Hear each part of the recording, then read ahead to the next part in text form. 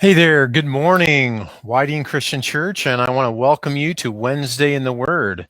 If you haven't joined us with Wednesday in the Word before, I just want to welcome you. My name is Mike Cahill, and I hope that you're enjoying just this opportunity to get into the Word together.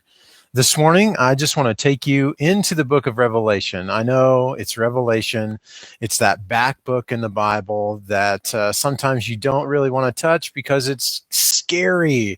It has some really crazy things going on in it. And I want to begin to just kind of break down some of those barriers with you.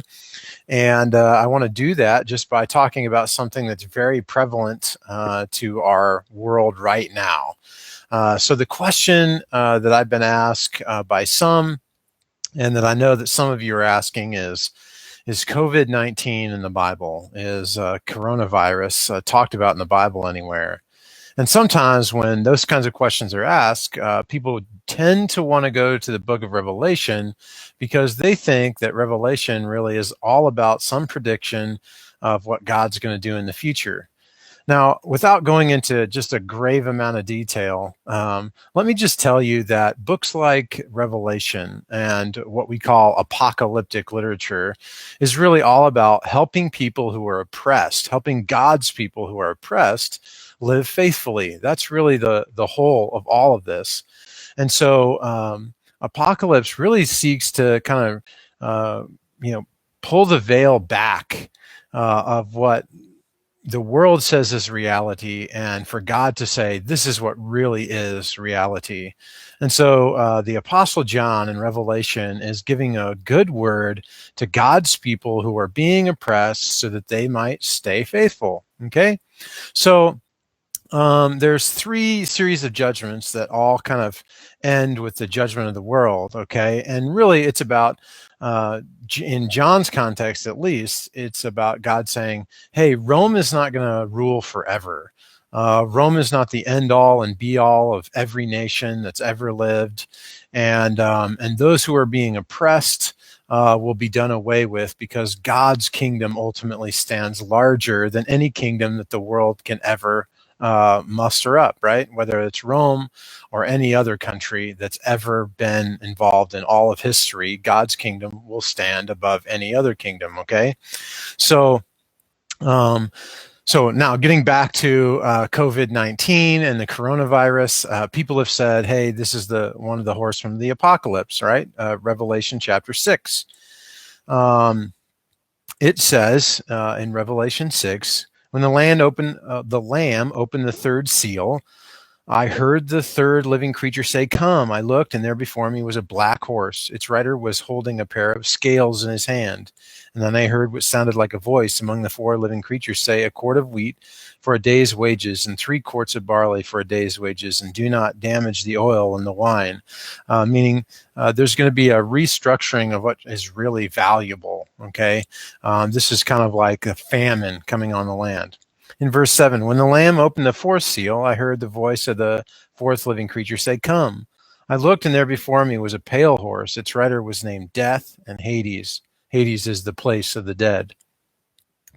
And Hades was following close behind him. They were giving power over the fourth of the earth to kill by sword, famine, and plague, and by the wild beasts of the earth. There it was the plague. And some people have come and said, oh, this was foretold in the book of Revelation. Now, I'm just going to be fairly introductory with this, but let me just say this about the book of Revelation and something that might help us frame this question about COVID-19 in a positive way. Revelation wasn't written so that we could come and ask questions later on, like, is COVID-19 in Revelation?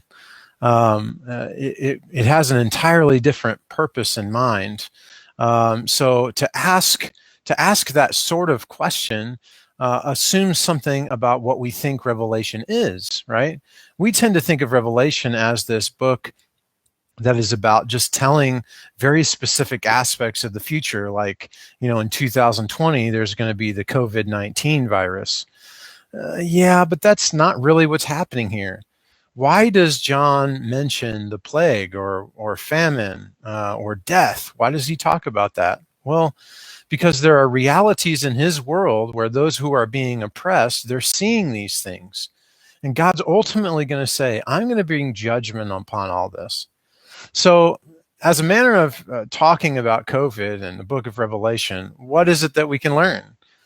Is COVID something? Is it nothing? Well, here's what I would say. And here's what I think John would say about COVID-19.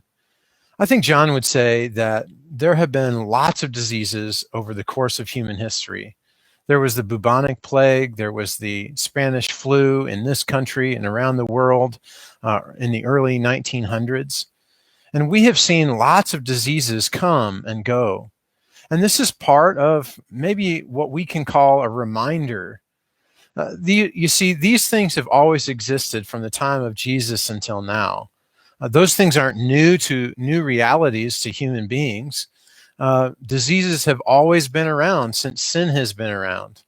And so until Jesus comes again, we're going to experience things like this. So what is it that we're supposed to learn? What would John have us learn about things like COVID-19? I don't think he would have us look at Revelation and say, it was predicted. I don't think that's what he would want us to do. I think what he would want us to do is say, in the midst of stuff like COVID, in the midst of diseases that take people's lives, what is it that we should do? Well, I think he would say, we have to stay faithful. COVID is a reminder to all of us that the one who sits on the throne is Jesus. The Lamb is the one who sits on the throne. He is the one who saves the world. The world can't save the world. So COVID is a reminder to us that ultimately judgment belongs to God, and that he one day is going to come and take his faithful to be with him. And there will be others who weren't faithful, who didn't repent and didn't return to God. And those, unfortunately, those people will face judgment from God. So these times are about times to say, I know that government's not in charge. I know that science is not in charge. I know that economy is not in charge. But I do know that Jesus is in charge. And I know that I need to share the good news of Jesus to all that I can, so that one day when God does return, one day when he does come back again, that when Jesus comes to gather all of us to be with him, that my friends and my family, that they will be with him too. God's blessings on you, church. I hope that you've enjoyed this Wednesday in the Word. And I hope that you'll maybe approach Revelation in a little different way. God's blessings as you go today. Bye-bye.